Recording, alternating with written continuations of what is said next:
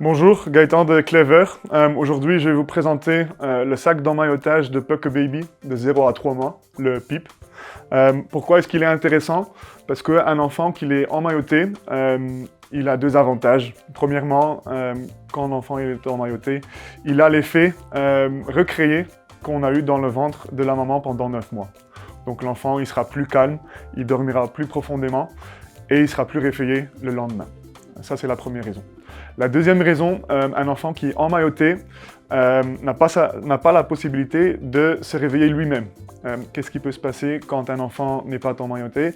Il a des mouvements incontrôlés et des fois, les mouvements incontrôlés se terminent contre la tête. L'enfant, il se réveille et il commence à pleurer.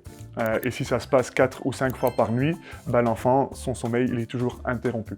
Quand il est emmailloté avec le PIP, l'enfant n'arrive pas à se frapper lui-même, donc il dormira plus profond et il sera plus réveillé le lendemain. Ça, en fait, c'est les deux avantages d'être emmailloté.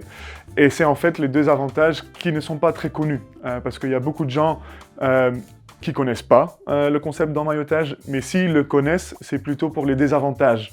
Et les désavantages, c'est avec des alternatives d'emmaillotage très serrées, où l'enfant il est presque comme ça. En tant que parent ou en tant que famille, on n'a pas vraiment l'impression que l'enfant il est confortable. Donc on se dit, un jour, si nous on a des enfants, on ne va pas emmailloter parce qu'on l'a vu chez d'autres enfants, mais on ne va pas le faire. Mais ces gens-là ne connaissent pas très bien les avantages d'être emmailloté, donc c'est toujours très important à bien expliquer les deux avantages.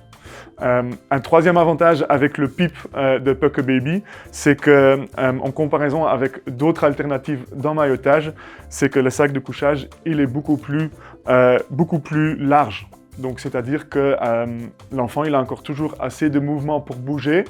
Il aura tous les avantages d'être emmailloté, mais l'enfant n'aura pas un effet désagréable en étant trop coincé. Après, comment on va emmailloter l'enfant avec le PIP? En fait, c'est très simple, en comparaison avec des couches de couchage où c'est déjà plus technique.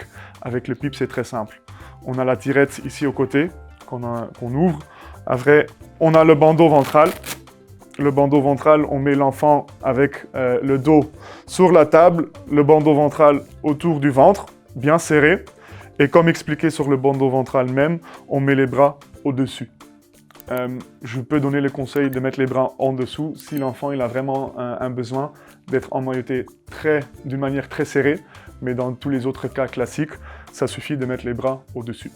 Après, on referme le sac de couchage et il n'y a que la tête qui ressort, donc l'enfant il est emmailloté, il a tous les avantages d'être emmailloté et avec le PIP, il a encore le mouvement de bouger, donc il n'aura pas le sentiment désagréable d'être trop serré.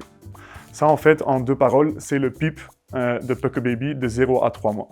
Après aussi, je ne sais pas si vous voyez bien sur la vidéo, mais ici, on a encore un moyen pour, en fait, faire le sac d'emmaillotage plus petit, surtout au début, quand l'enfant il est encore tout petit. Ça peut être agréable d'encore, en fait, redresser en fait, le sac de couchage pour encore mieux accentuer l'effet du sac d'emmaillotage.